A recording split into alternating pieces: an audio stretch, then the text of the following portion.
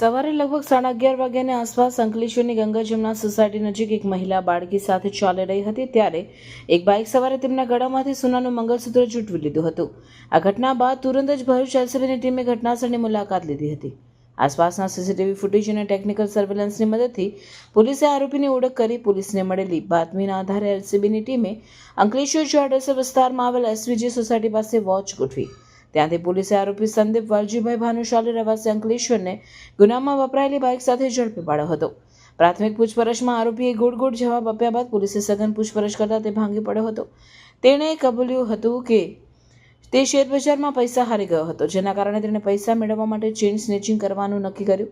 પકડાઈ જવાથી બચવા માટે તેણે પોતાની બાઇકની અસલી નંબર પ્લેટ GJ16DE9505 કાઢીને તેના બદલે બીજી નંબર પ્લેટ GJ165914 લગાવી હતી. ગુનો કર્યા બાદ તેણે ફરીથી અસલી નંબર પ્લેટ લગાવી દીધી હતી.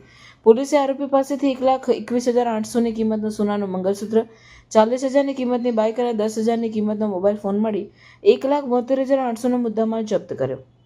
આરોપી સંદીપ ભાનુશાલીનો ગુનાહિત ઇતિહાસ પણ સામે આવ્યો છે. તે અગાઉ પણ ભરૂચ શહેરમાં ચેઇન સ્નેચિંગના 10થી વધુ ગુનાઓમાં પકડાઈ ચૂક્યો છે. પોલીસે આરોપી વિરુદ્ધ કાયદેસરની કાર્યવાહી હાથ ધરી તેને વધુ તપાસ માટે અંકલેશ્વર શહેર એ ડિવિઝનને સોંપ્યો છે.